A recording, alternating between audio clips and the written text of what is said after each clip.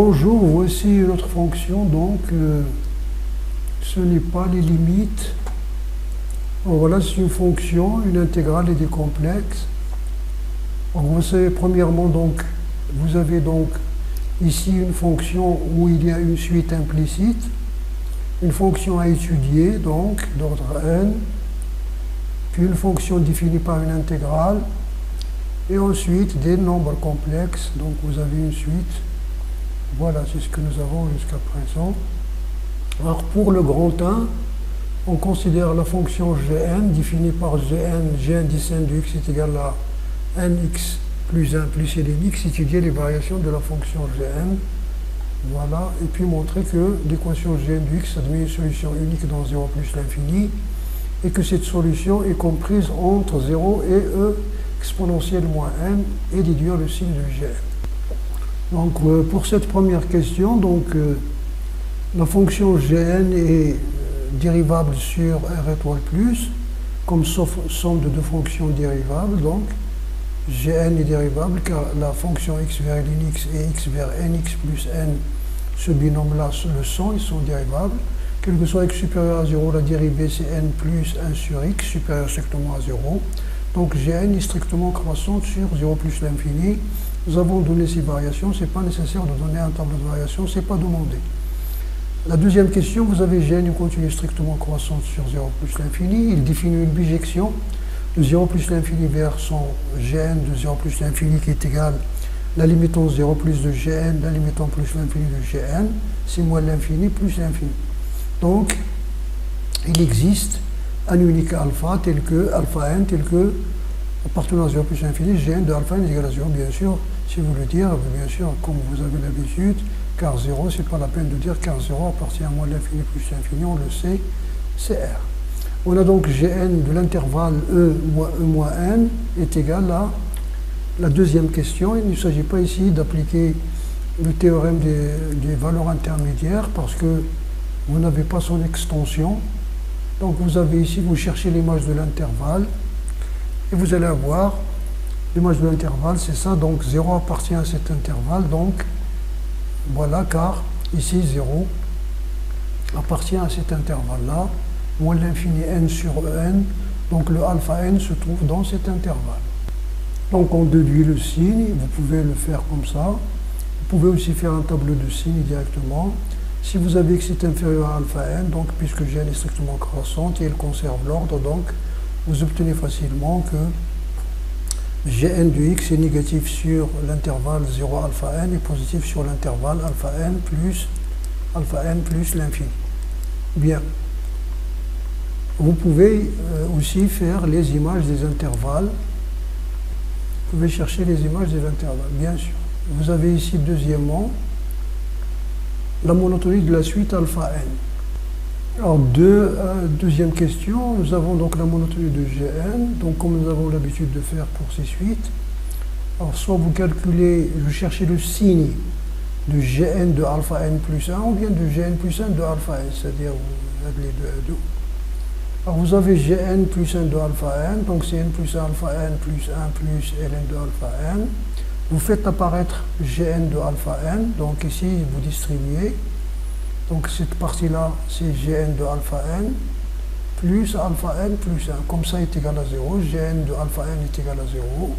Donc vous allez avoir alpha n plus 1. Alpha n plus 1, c'est 0. Alpha n plus 1 est un nombre strictement positif. Donc quel que soit n, gn 0, c'est gn plus 1 de alpha n plus 1. Donc quel que soit n appartenant à une étoile, gn plus 1 de alpha n est supérieur à gn plus 1 de indice n plus 1 de alpha n. Comme gn plus 1 moins 1 est continue strictement croissante sur R, alors donc en introduisant gn plus 1 ici, donc vous allez voir alpha n est supérieur à alpha n plus 1, la suite alpha n est strictement décroissante. Autrement, comme nous avons dit dans une autre vidéo, si vous avez cette implication gn plus 1 et vous dites ceci implique alpha n supérieur à alpha n plus 1, cette implication-là est équivalente à sa contraposée. On sait que l'implication est équivalente à sa contraposée. Donc vous avez la contraposée, c'est ça. Or la contraposée est vraie. parce que la fonction g est strictement croissante. Vous allez dire l'égalité. L'égalité, ça se traite à elle seule. C'est-à-dire si alpha n est égal à alpha n plus 1, alors g de alpha n est égal à g de alpha n plus 1. Parce que c'est une bijection. C'est une application plutôt. Si ces deux nombres sont égaux, alors leurs images sont égales. Et l'autre, c'est parce que, c'est-à-dire vous n'êtes pas obligé de passer par la fonction réciproque. Donc vous avez la suite est décroissante et minorée par 0, c'est-à-dire c'est une suite positive. Donc elle est convergente vers un réel positif aussi. La conservation de la limite. Donc elle est convergente vers un réel positif. Si la suite est strictement positive, elle est convergente vers un réel supérieur ou égal à 0. Quel que soit n appartenant à n étoile, nous avons vu dans la première question que alpha n est compris entre le nombre alpha n est compris entre 0 et exponentielle moins n. En passant à la limite, nous voyons voilà ici 0 est inférieur ou égal. Donc ici on récupère l'inégalité large. À la limite, lorsqu'n tend vers plus l'infini, n tend vers plus l'infini de alpha n est inférieur ou égal à la limite n tend vers l'infini de exponentielle moins n. Ça tend vers 0. Donc vous allez voir la limite de alpha n est comprise entre 0 et 0, donc elle est égale à 0, tout simplement. Si vous faites la deuxième façon, donc vous faites Gn, partez-vous Gn de alpha n égale à 0, ça veut dire que Ln de alpha n est égal à ça, alpha n égale exponentielle moins n. Or cette limite-là c'est 0 parce que la limite de ça c'est Ln tend vers alpha, et l'exponentielle et x est une fonction qui est continue, mais ce nombre-là est infini. Donc vous avez ça. Donc n est égal à 0. Vous pouvez aussi écrire que ici, parce que Gn est continu, vous écrivez limite, donc vous avez limite n tend vers plus l'infini de fn de Gn de alpha n égale à 0 est égal à limite Gn de limite, parce que Gn est continu, de alpha n est égal à Gn de L. Mais ça ne vous avance pas, Gn de L égale à 0, vous devez remplacer, vous voir pour quelle valeur vous avez ça. C'est-à-dire Gn de L égale à 0, c'est équivalent à dire, donc, comme nous avons vu là, L est égal à E moins N facteur de L plus 1. Alors, si ici vous allez avoir, est-ce que vous pouvez ici résoudre cette équation, donc, en passant à la limite, justement, vous trouvez que L égale à 0. Vous passez à la limite, ici, lorsqu'un tend vers plus l'infini, vous allez trouver ici que L égale à 0.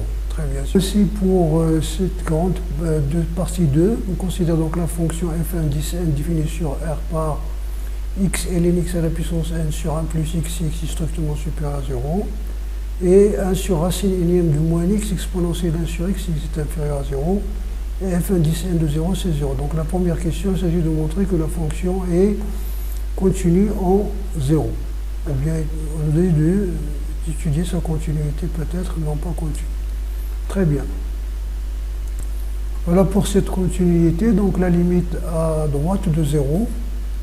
Donc c'est la limite, ici vous avez une indétermination bien sûr. 0 fois l'infini. L'infini, ça dépend de la parité de n, plus ou moins l'infini. Donc vous allez faire apparaître la limite usuelle. Donc vous avez ça. En général, si vous avez x à la puissance p et ln x à la puissance q, le changement de variable c'était si x à la puissance le plus petit, l'inf de pq sur le sup de pq, c'est-à-dire le plus petit sur le petit sur le grand. Dans ce cas ici, vous avez c'est n et 1, donc le changement de variable c'est t égale à x à la puissance 1 sur n. Sinon, vous faites comme ça, vous ouvrez la parenthèse et vous faites apparaître la limite, etc. Donc vous avez ça. Ici, donc, vous faites apparaître donc t ln t, la limite usuelle. Ça, c'est n à la puissance n. 1 plus t à la puissance n qui tend vers 1. Le dénominateur, donc c'est 0, c'est f de 0. Sur pour 0 moins, on va simplifier d'abord la fonction avant de passer à la limite. Quel que soit x inférieur strictement à 0, fin 10 n de x est égal à ça. Donc, est égal à exponentielle. Nous savons que x est égal à e exponentielle ln x. Donc voici, bien une quantité positive, strictement positive, est égale à e à la puissance ln de cette quantité, parce que f rend f, moins 1 est égal à l'identité. Très bien, donc vous avez ça. Vous introduisez le logarithme, vous avez ici le logarithme, ici vous avez une parenthèse, faites attention. Propriété sur le logarithme, donc ln de ce premier facteur, on rabat le 1 sur n, ln de 1 moins 1 sur x, plus ln du deuxième facteur, c'est 1 sur x. Donc vous avez ça, c'est toujours l'exposant. Et puis vous faites le dénominateur commun, vous avez ça. Donc vous avez ici une limite usuelle, lorsqu'x tend vers 0 moins, si vous posez t égale à moins x, vous allez avoir t tend vers 0 plus. Donc c'est e à la puissance moins 1 sur nt, t plus nt. Si vous, donc vous avez donc cette parenthèse là tend vers n, la voici, et ce nombre là tend vers moins l'infini parce que vous avez n fois 0 plus, donc vous allez avoir ça. Donc là, fonction est continue à droite et à gauche, donc il est continu en 0. Il s'agit donc de voir les limites en plus l'infini, moins l'infini et les branches infinies. Alors la limite en plus l'infini de fn de x, c'est la limite de l'exponentielle, c'est-à-dire l'écriture que nous avons écrite dans la question précédente, exponentielle 1 sur x moins 1 sur n et ln moins x. Donc c'est la limite de exponentielle 1 sur x multipliée par exponentielle moins 1 sur n ln moins x. Moins 1 sur n ln moins x tend vers moins l'infini, donc exponentielle tend vers 0. 1 sur x tend vers moins l'infini, donc tend vers 0, donc e de 1 sur x tend vers égal à 1, parce que l'exponentielle est continue en 0. Pour plus l'infini, la limite de fn de x c'est donc la limite de ça, puisque la limite de son rapport est égale à 1, fonction rationnelle, donc c'est la limite de ln x à la puissance n, ça veut dire plus l'infini à la puissance n, c'est plus l'infini. La limite en plus infinie de f de x sur x, on divise donc ici par x, on fait apparaître ici la limite c'est 1, ici on doit faire apparaître la limite usuelle. Si vous simplifiez par x directement, vous allez avoir l'infini sur l'infini, donc c'est une forme indéterminée. Donc vous avez ça, donc on va faire apparaître, comme nous avons dit, on fait le changement de variable x, t égale à x1 sur n directement, ou en écrivant cette écriture-là, ce rapport. Nous avons la limite est égale à 0.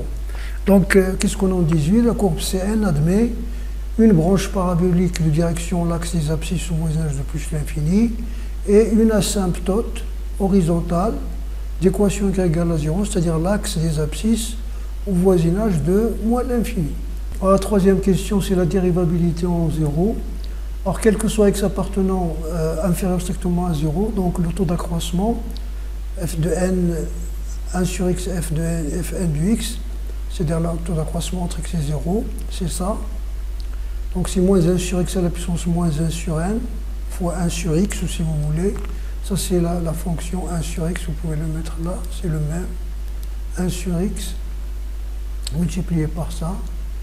Donc est égal donc à moins 1, donc vous mettez 1 sur x à la puissance 1 moins 1 sur n, c'est-à-dire n moins 1 sur n. Donc est égal à e à l'exponent e, c'est-à-dire exponentielle ln de cette quantité. Et ln de cette quantité, c'est quoi? C'est ln de 1 sur x. Donc ça, c'est la somme. Nous avons fait dans la question précédente la même chose.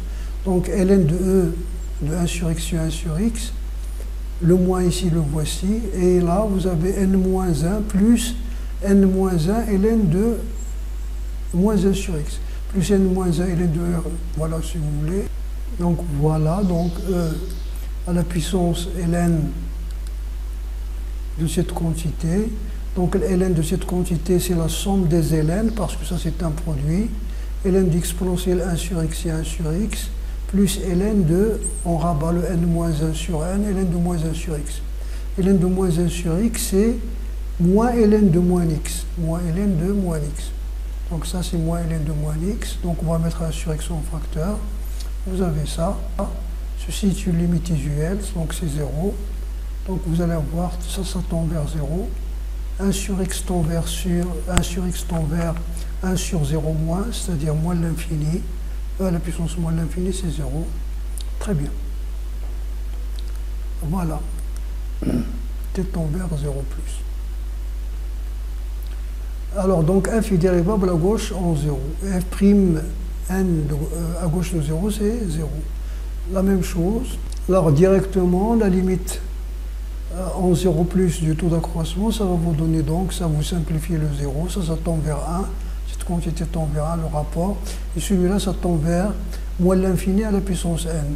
Si n est pair, c'est plus l'infini. Si n est impair, c'est moins l'infini. Donc, c'est moins 1 à la puissance n, l'infini.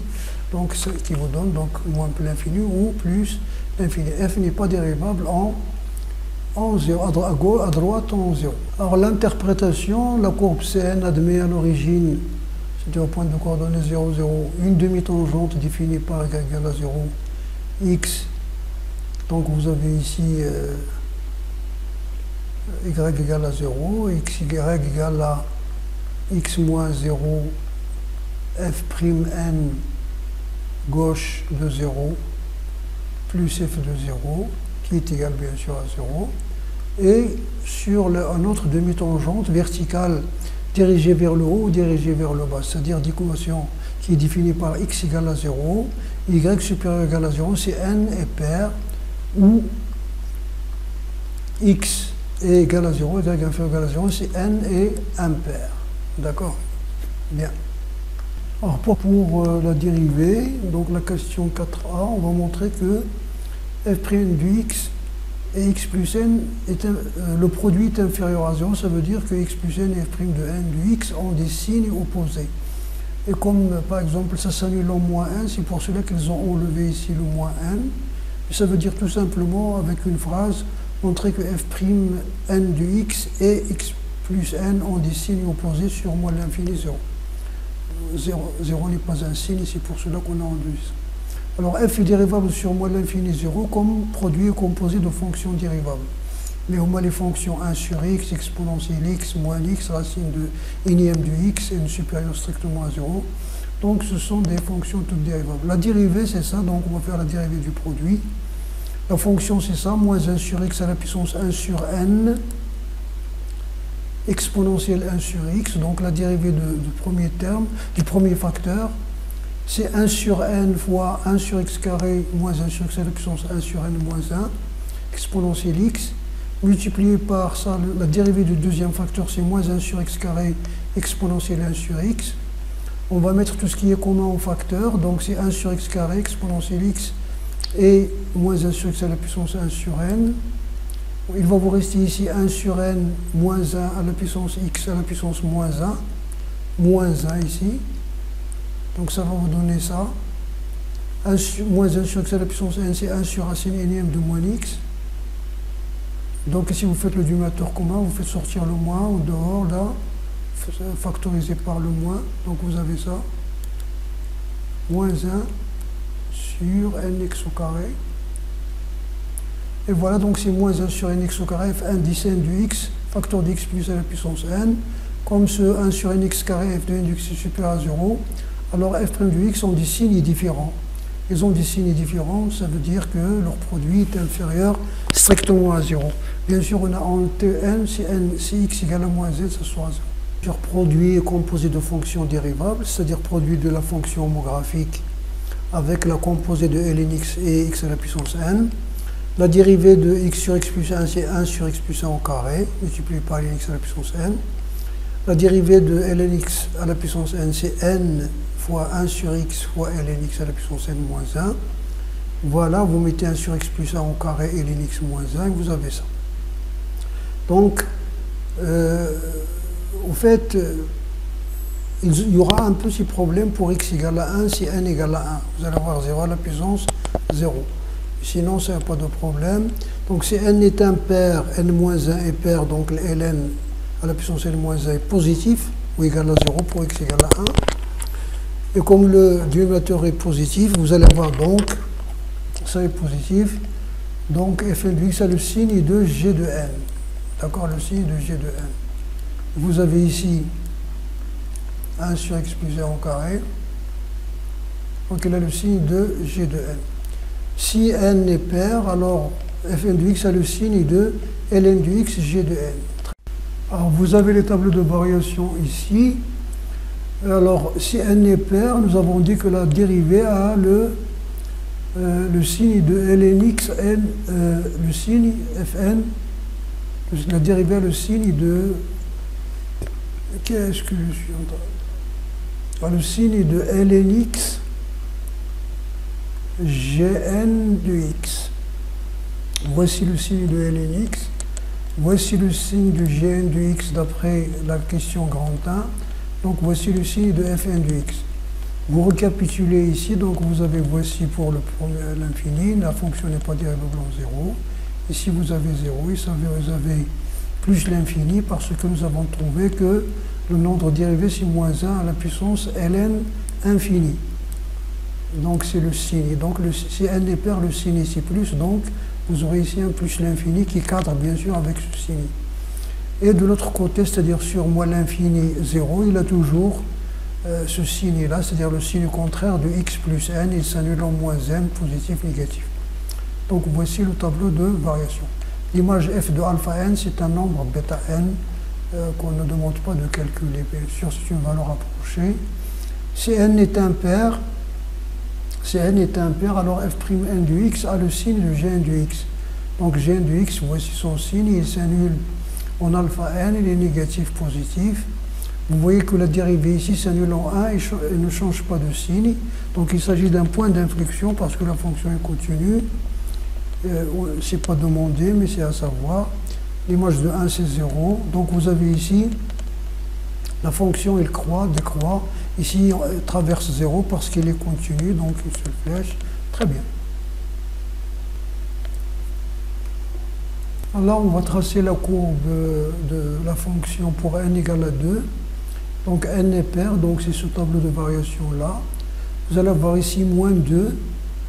Vous allez avoir ici 1 sur racine carrée de 2e, que voici donc 1 sur racine carrée avec la droite bleue ici. Vous avez alpha n, on nous dit de prendre alpha n est égal à 1,3. Donc vous avez ces trois extrémums, là, celui-là sont des extrémums, non, celui-là sont des extrémums, oui. Donc voici la courbe avec GeoGebra. C'est un peu juste. Vous voyez ici que l'extrémum n'apparaît pas parce qu'il décroît d'une façon un peu trop longue. Ici, vous avez la branche parabolique de direction l'axe des x. Ici, il se casse ici, il va vers l'asymptote oblique, c'est-à-dire, donc l'erreur que nous commettons généralement, c'est ça, c'est-à-dire brusquement, nous partons vers l'asymptote, alors que là, il va y aller un peu plus loin. Vous pouvez faire comme ça, la fonction f indice n de x, f indice n, si vous voulez, son de x, f indice n est continue et strictement croissante dans les deux cas, n pair ou impair sur l'intervalle 1e. Il définit donc une bijection de 1e vers fn de 1, fn de e qui est égal à 0,1 sur e. Et comme ce nombre e sur 2, 1 sur e qui est le milieu, c'est-à-dire la demi-somme, 0 plus 1 sur 2, appartient à cet intervalle, alors il existe un unique AN appartenant à un E, ouvert cette fois-ci parce que f de 1 et f de e sont différents de 0 ici. Donc f de 1 c'est ça. Bien. Alors vous avez Fn, vous pouvez aussi considérer par exemple soit, comme vous avez l'habitude de faire, soit phi de n est égal à f indice n de an moins e sur 2 sur e plus 1 et appliquer le TVI à cette fonction sur l'intervalle. Ça aussi c'est une appliquer le théorème des valeurs intermédiaires à la fonction. Très bien. Alors cette question B, la monotonie de la suite AN, n supérieur ou égal à 2. Alors donc pour cette question, on peut faire de cette façon. Dans le grand 1, on est parti de fn plus 1 de alpha n. On peut faire la même chose ici, c'est-à-dire partir de f indice n plus 1 de an et le comparer par rapport à 0. Est-ce qu'il est supérieur ou inférieur à 0? Ou bien vous faites comme ça, c'est-à-dire vous comparez la position de deux courbes, de la courbe f indice n plus 1, de cn plus 1 et cn, donc vous avez ça. Donc facilement vous factorisez, vous avez ça. Alors si vous êtes dans l'intervalle 1 plus 1e, vous avez le logarithme ln de x est supérieur à 0 parce qu'il est supérieur à 1, et ln de x moins 1 est inférieur à 0, donc cette différence est négative. Ça veut dire que fn plus 1 de an est inférieur à fn de an qui est égal à e sur 2 facteurs de e plus 1. Or ce e facteur de 2 plus 1, c'est aussi fn de n plus 1 de an plus 1. Comme fn plus 1 est strictement croissante, on a donc an est inférieur à an plus 1. Un peu plus haut, nous avons montré comment on peut ne pas utiliser cette réciproque. La suite an est donc strictement croissante. Bien, donc la suite an étant croissante, il est croissante et majorée par e, entre autres, parce qu'il est majoré par tout nombre supérieur à e, est croissante, il est donc convergente vers un réel L. Ce réel L appartient à l'intervalle fermé. Donc par passage à la limite, on récupère des inégalités larges. Bien, donc voici pour cette question. Alors pour cette question-là, montrer que fn de an est inférieur, en fait strictement à 1 ou égal, mais c'est strict, fn de L. Alors quel que soit n supérieur ou égal à 2, comme fn est continu sur 1e, alors la limite, lorsqu'n tend vers plus l'infini de un, nous savons que un est convergente, il converge vers L, c'est-à-dire la limite de un égale à L. Et comme f est continu en L, donc la limite de f de n est f de L. Nous avons fait le théorème au début de l'année. Donc vous allez avoir, c'est-à-dire une fonction continue, une fonction admettant une limite, la composée.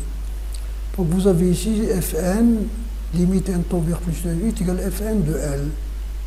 C'est-à-dire lorsque la fonction est continue, vous pouvez permuter la fonction et la limite ici. Limite de f égale f de limite. Or, fn de un est égal à quoi? Fn de n est égal à, d'après la définition, c'est e sur 2 facteurs de 1 plus e. D'accord?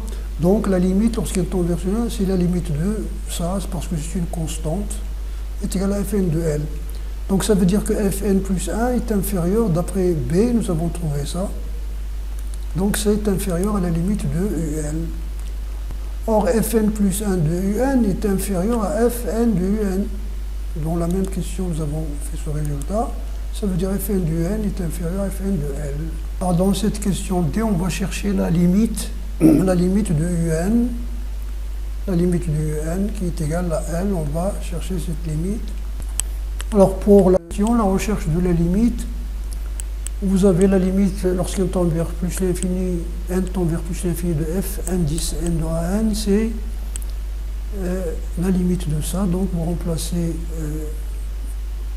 dans la fonction est égale à e sur 2e plus 1 que nous avons aussi trouvé, 2 facteurs de 1 plus e, nous avons aussi trouvé qu'il est égal à f de L. Alors, nous avons L appartient à l'intervalle fermé 0e. Vous avez x vers ln x continu en L si L différent de 0. Donc vous pouvez à chaque fois remplacer la limite par L. Voilà, comme ça. Alors si L égale à 0, donc vous mettez le L égale à 0 avant d'appliquer ça. Si L égale à 0, vous avez limite de f de n égale à f de L. F de L c'est f de 0. Et f de 0 par continuité c'est 0. Or, f de L, c'est e sur, ça veut dire que e égale à 0, ce qui est faux. D'accord? Ce qui est faux. Si L appartient à l'intervalle 0, 1 sur e, alors ln de L appartient à l'intervalle moins l'infini moins 1. Donc la limite de ln de L n'existe pas. Si L égale à 1 sur e, la limite de ln de L, c'est moins 1 à la puissance n. N'existe pas aussi. Si 1 sur e est inférieur à L est inférieur à e, alors L est compris entre, ln de L est compris entre moins 1 et 1. ln de L est compris entre moins 1 et 1. Donc la limite est égale à 0. Ça veut dire que 0 est égal à 2, ce qui est encore faux. Donc qu'est-ce qu'il vous reste, puisque la limite existe, donc L égale à E. Alors pour cette question, donc nous avons la fonction f de x et somme de x à x carré f1 de t dt. Voilà, f de 0 égale à 0. Alors vous avez ici, quel que soit x, on remontre d'abord dans cette première question que quel que soit x appartenant à plus l'infini, f de x est supérieur à ça. En fait, c'est supérieur strictement. Quel que soit x appartenant à plus l'infini, quel que soit t appartenant à l'intervalle x carré, l'intervalle x carré, bien sûr, parce que x est supérieur à e, donc x est inférieur à x carré. on a ln de t est supérieur à 1, parce que t est supérieur à e. Donc, t sur 1 plus t, ln de t est supérieur à t sur 1 plus t, donc en multipliant par ce nombre positif. Et ça, c'est f1 de t, ln de t à la puissance 1. Donc, voilà, l'intégrale conserve l'ordre. Donc, vous avez somme de x à x carré, puisque vous avez f1 de t supérieur, et vous avez la borne x est inférieure à x carré, donc, d'où le résultat. Alors là, on va calculer la limite, donc on pose ça, c'est g de x, somme de x à x carré t sur 1 plus t dt. Vous faites apparaître donc le logarithme, vous avez ici, donc ça, si vous décomposez, vous ajoutez 1 et vous retranchez 1, vous avez ça. Donc voilà, la primitive de 1 c'est t, la primitive de 1 sur 1 plus t c'est ln 1 plus t. Donc vous remplacez ici. Donc ici on va faire sortir des limites usuelles. Donc ça, ln de 1 plus x carré, c'est x carré facteur de 1 plus 1 sur x carré. Donc le logarithme du produit est égal à la somme des logarithmes, donc vous avez ça. Vous avez ça, c'est ln de x carré plus ça. Moins. Ici, la même chose, c'est x facteur de 1 plus 1 sur x, donc ln de x plus ça. Alors vous avez ici ln de x carré, c'est moins 2 ln de x plus ln de x, c'est moins ln de x. Donc x carré moins ln de x, vous simplifiez ça et ça, moins x, moins. Ici, vous mettez x en facteur pour enlever l'indétermination, un seul x pour utiliser la limite usuelle. Donc vous avez x facteur de x moins ln x sur x moins 1. Voilà. Donc ça tend vers 0 sur limite usuelle, ln x sur x. Ça c'est ln de 1, ça c'est ln de 1, ln de 1 c'est 0, c'est 0. Et ça donc tend vers plus l'infini fois plus l'infini est égal à plus l'infini. Or, quel que soit x supérieur à e, vous avez votre fonction dans un voisinage de plus l'infini, quel que soit x supérieur à e, f de x est supérieur à g de x, ou égal si vous voulez, d'ailleurs à la limite, et vous avez la limite de g de x est égale à plus l'infini, donc la limite de f de x est égale à plus l'infini. Vous avez ici donc la limite, on nous demande la limite de f de x sur x, donc la limite de g de x sur x, donc vous prenez le calcul ici précédent dans cette ligne, parce que toutes les lignes sont équivalentes. Lorsque vous divisez par x, vous allez voir cet x se simplifie, voici. Ici, vous multipliez par x. Ici, ln moins ln, c'est ln du rapport. Lorsque x tend vers plus l'infini, cette parenthèse tend vers 1, ln de 1 égale à 0, et 1 sur x tend vers 0. Donc, et vous avez ici, vous pouvez faire des justifications, ça tend vers 0 sur limite usuelle, donc vous avez plus l'infini. Comme x est un nombre positif, f de x est supérieur à g de x, donc f de x sur x est supérieur à g de x sur x, c'est-à-dire que vous avez la conservation de l'ordre. Alors la limite était plus l'infini, donc vous avez une branche parabolique de direction asymptotique, l'axe des ordonnées au voisinage de plus. Alors ici, vous avez, quel que soit, on a alpha 1 est inférieur à 1, quel que soit x appartenant à 0 alpha 1, x carré est inférieur à x, parce que x est inférieur à 1, bien sûr. Donc l'intervalle x carré x est inclus dans 0 alpha 1.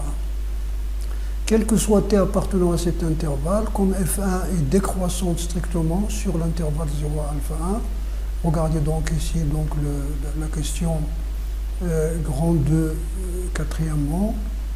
Alors vous allez voir donc f1 de x, donc vous inversez l'ordre, est inférieur à f1 de t, f1 de x carré.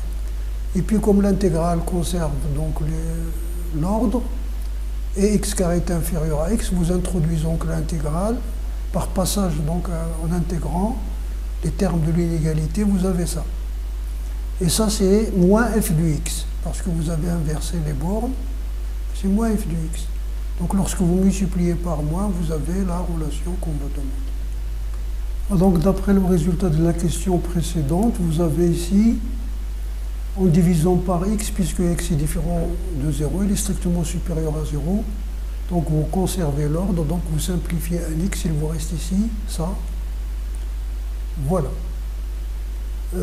Alors la limite en 0 plus de x moins a f1 de x est égal à f1, la limite ici est égale à moins f1 de 0, et comme la fonction fn est continue en 0, donc moins f de 0 c'est 0.